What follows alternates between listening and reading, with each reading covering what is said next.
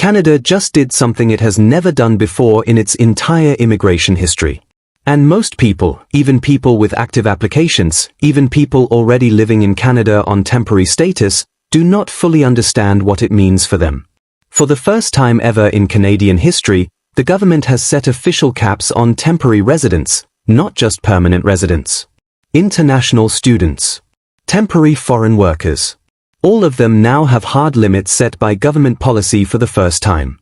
And in July 2026, the consequences of these historic caps are landing simultaneously with 4 other major changes that are reshaping Canadian immigration in ways that will affect millions of people around the world.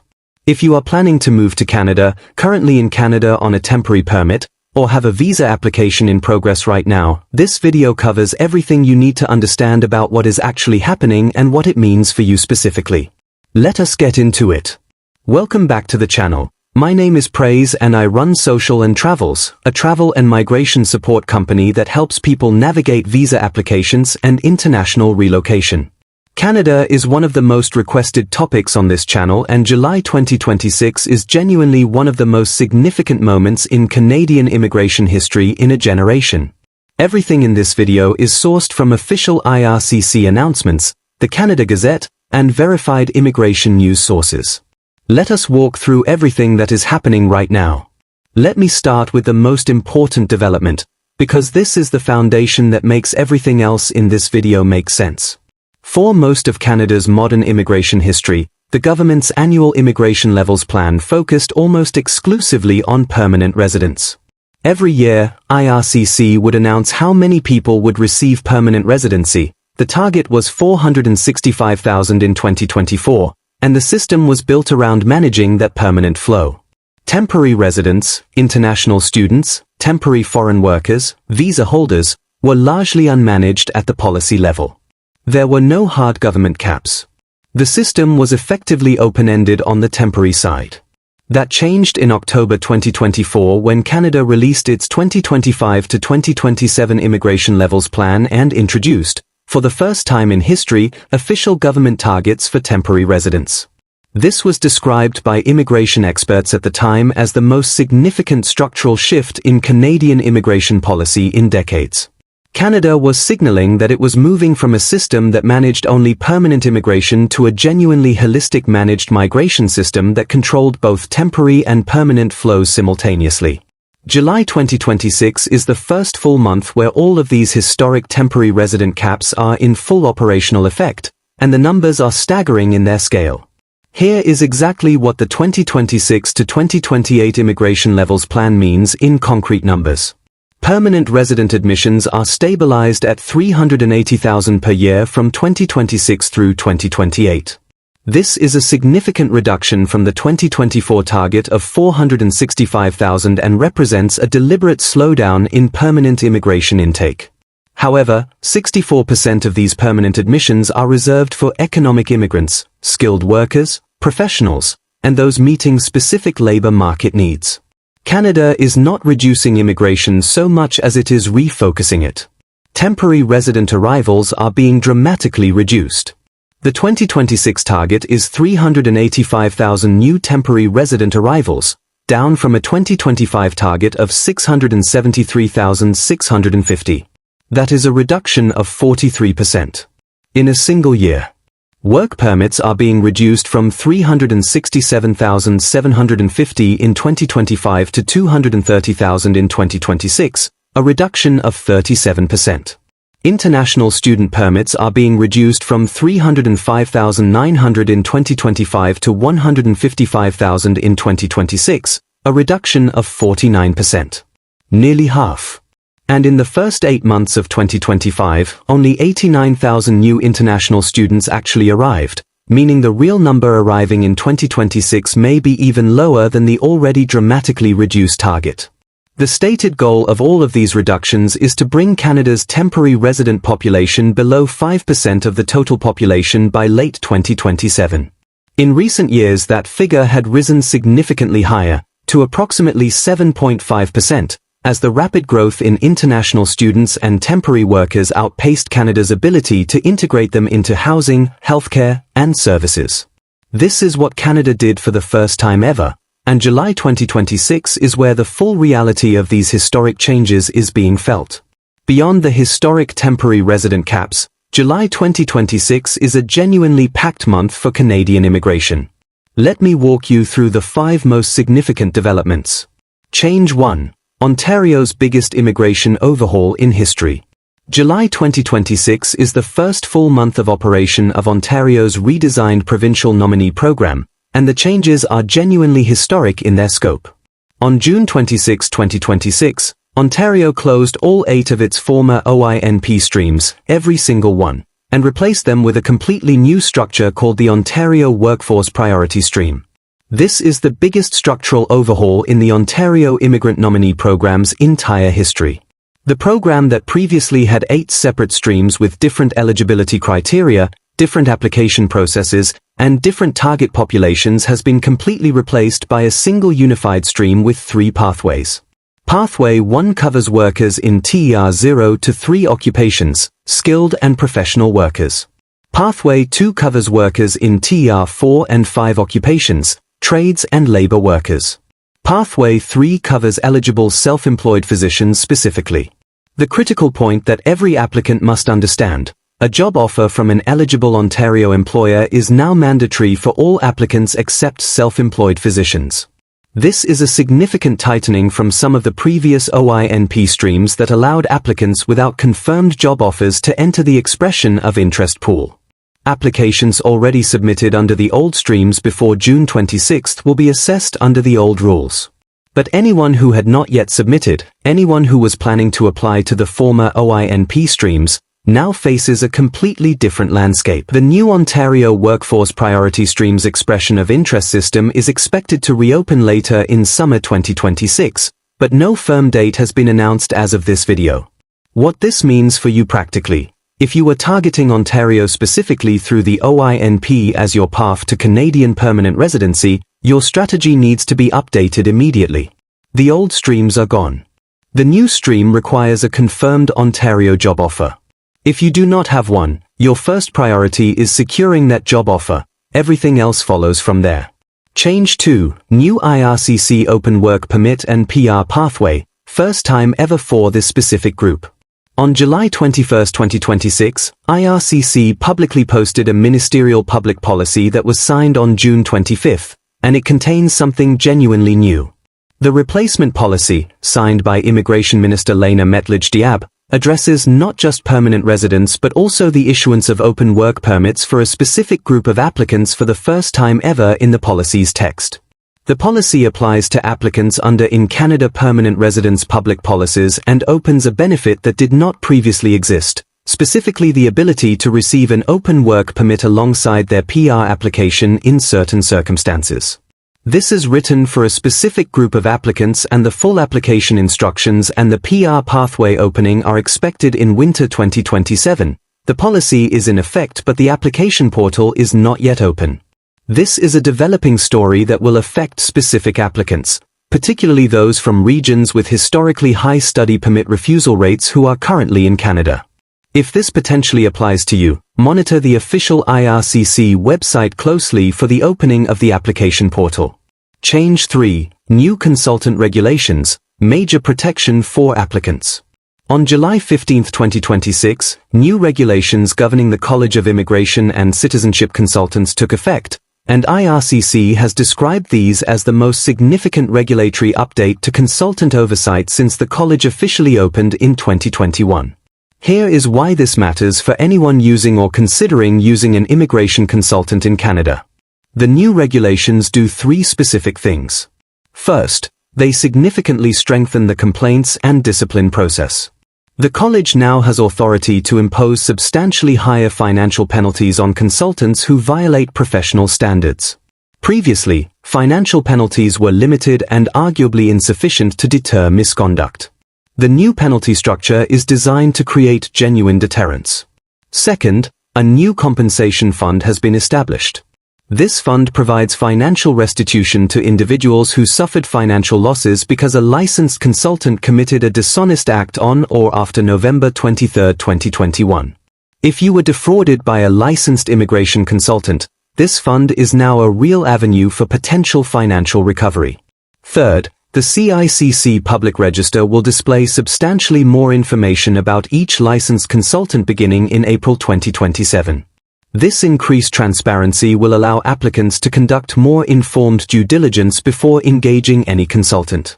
The practical takeaway for anyone using an immigration consultant: verify that your consultant is licensed by the College of Immigration and Citizenship Consultants through the IRCC Public Register at college-ic.ca.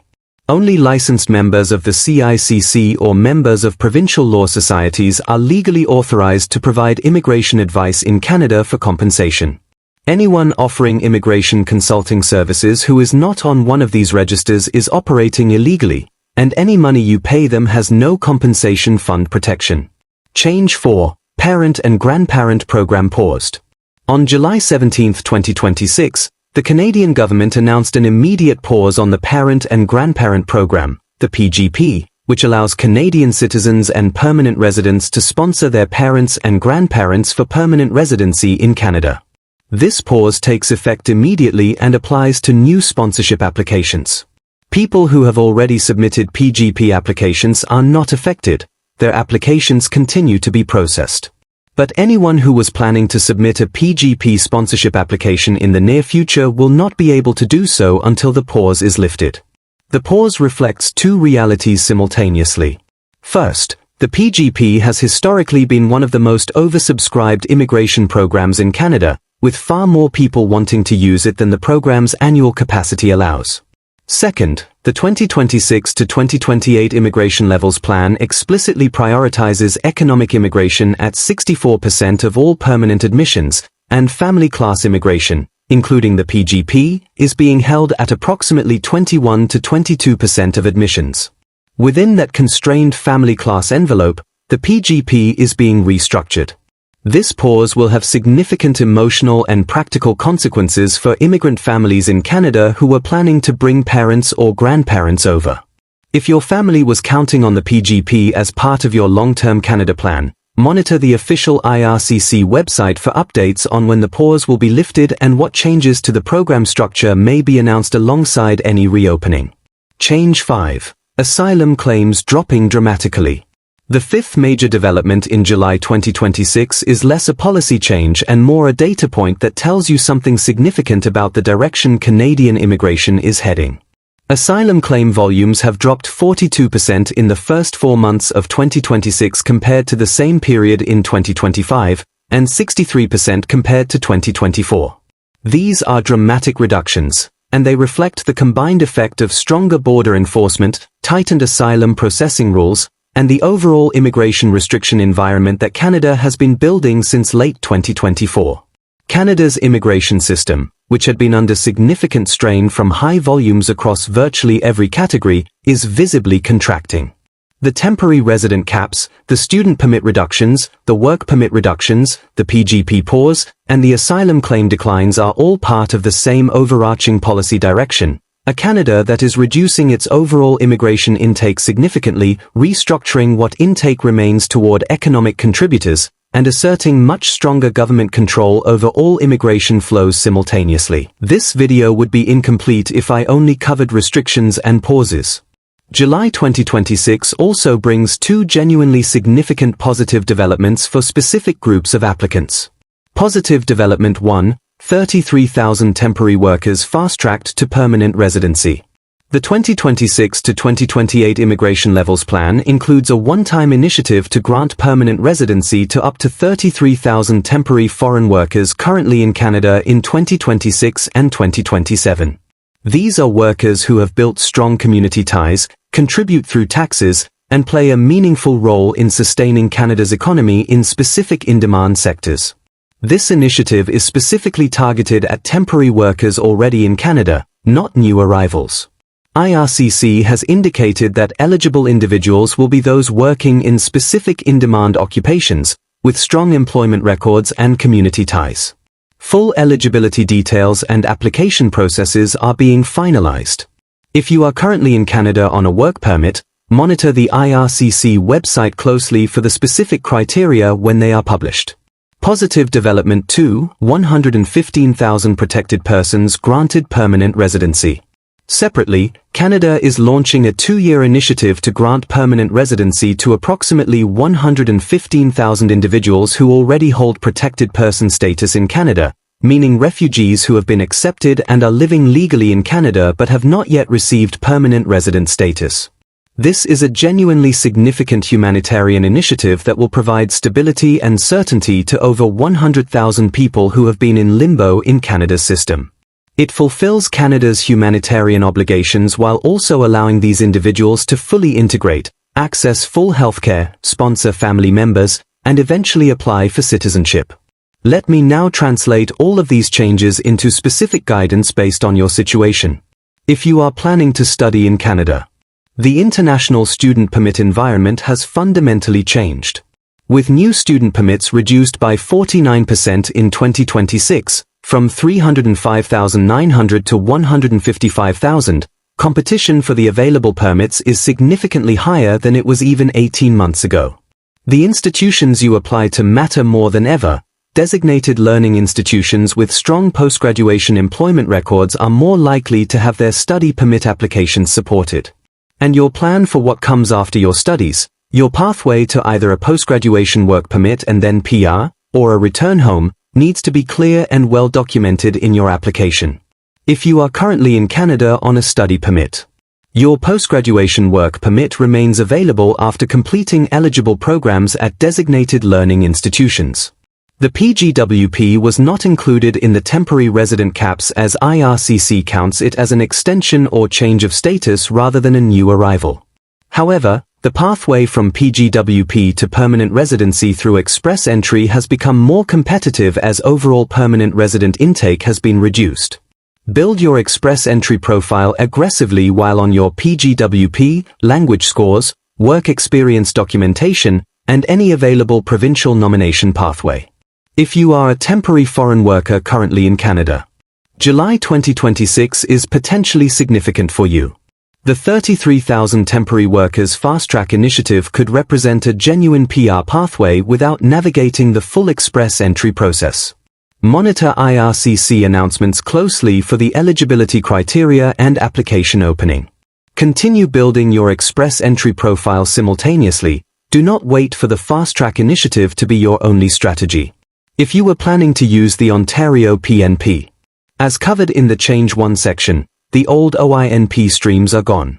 The new Ontario Workforce Priority Stream requires a confirmed Ontario employer job offer for most applicants. Your immediate priority is securing that job offer. Research Ontario employers in your field who are eligible to participate in the OINP and begin targeted outreach and applications now rather than waiting for the stream to reopen.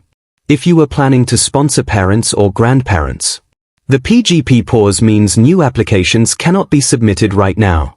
Use this period to prepare your documentation fully so that you are ready to submit the moment the program reopens. Monitor the IRCC website for any announcements about program restructuring or reopening timelines. If you are a skilled professional pursuing express entry continues to run. IRCC issued 2,000 invitations to apply through the Canadian Experience class on July 21, 2026, and 5,000 invitations through the French language proficiency category draw on July 22, both within the same week. The program is active and draws are continuing. IRCC has also announced its intention to restore additional points for candidates with arranged employment, with safeguards against fraud.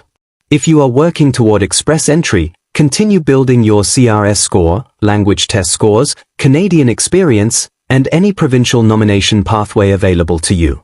I want to take a moment to step back from the individual changes and explain what Canada is actually trying to accomplish, because understanding the policy logic helps you navigate the system more intelligently. Canada spent roughly 2022 to 2024 in a period of extremely high immigration, permanent and temporary, that created significant strain on housing, healthcare, and public services. The housing crisis in Toronto, Vancouver, and other major cities became one of Canada's most pressing political issues, with immigration volumes cited as a contributing factor to housing demand outpacing supply. The growth in international students in particular, which had expanded dramatically, created a system where some institutions were more focused on tuition revenue than genuine educational outcomes, and where large numbers of students were arriving in Canada with immigration as the primary goal rather than education. The 2025 to 2027 plan and the 2026 to 2028 plan that follows it represent Canada's attempt to correct this trajectory, not by abandoning immigration as a policy priority, but by restructuring it. Permanent admissions at 380,000 annually are still historically significant. The economic focus at 64% of admissions means Canada is prioritizing workers in specific in-demand sectors, healthcare, construction, technology, rather than simply maximizing numbers. The Francophone immigration push, targeting 9% of admissions outside Quebec in 2026 and rising to 12% by 2029, addresses specific demographic and cultural commitments. Canada remains one of the most immigration-friendly countries in the world. What is changing is the composition and control of that immigration, away from high-volume, broad-based intake toward targeted, economically focused, and carefully managed flows. For well-prepared applicants in in-demand occupations, healthcare workers, skilled trades, technology professionals, French speakers, Canada in 2026 actually offers strong pathways. For applicants in lower priority categories or those without strong occupational demand behind their application, the environment is genuinely more difficult than it was 2 to 3 years ago. Based on everything covered in this video, here is what I recommend based on your situation. If you have an application in progress, check its current status through your IRCC online account today. Respond to any requests for additional information immediately. Understand whether any of the July 2026 changes specifically affect your application category. If you are building toward an express entry application, prioritize getting your language test scores as high as possible and completing your educational credential assessment. These are the two foundation documents and both take time. Start them now. If you are targeting a PNP pathway, research which provincial nominee programs are currently open and accepting registrations. BC, Alberta, Manitoba, and Saskatchewan all have active streams right now alongside the redesigned Ontario Workforce Priority Stream. Provincial nomination adds 600 CRS points and is the most powerful lever available in the express entry system. If you are considering Canada as a study destination, research designated learning institutions with strong postgraduation employment records specifically in your field. The permit environment is tighter but not closed. Quality of institution and clarity of purpose in your application matter more than ever. And if you need professional guidance on navigating your specific situation, consult a licensed IRCC immigration consultant or Canadian immigration lawyer who is registered with the College of Immigration and Citizenship Consultants or a provincial law society. The July 15th regulatory changes mean there is now a compensation fund for victims of consultant fraud, but the best protection is working with a verified, licensed professional in the first place. And that is the complete picture of what is really happening with Canadian immigration right now in July 2026. Historic temporary resident caps taking full effect for the first time ever. Ontario's biggest OINP overhaul in history. New open work permit and PR pathways. Strengthened consultant regulations. The PGP pause. And two major positive initiatives that could fast-track PR for tens of thousands of people already in Canada. Canada's immigration system is going through one of the most significant restructuring periods in its modern history. The window is not closed, but it has changed. And the people who succeed in navigating it are the ones who understand what is actually happening, prepare with accurate information, and act decisively rather than waiting for things to go back to the way they were. If this video gave you clarity on a genuinely complex and fast-moving situation, give it a thumbs up and share it with everyone you know who is navigating Canadian immigration right now. They need this information. Subscribe for ongoing Canada immigration updates. I will continue to cover every significant development as it happens. Drop your specific situation in the comments. What category are you applying in, and what is your timeline? I read every single comment and will give you honest specific guidance where I can. And if you need professional support navigating your Canadian immigration journey, reach out to Social and Travels. The link is in the description. See you in the next video.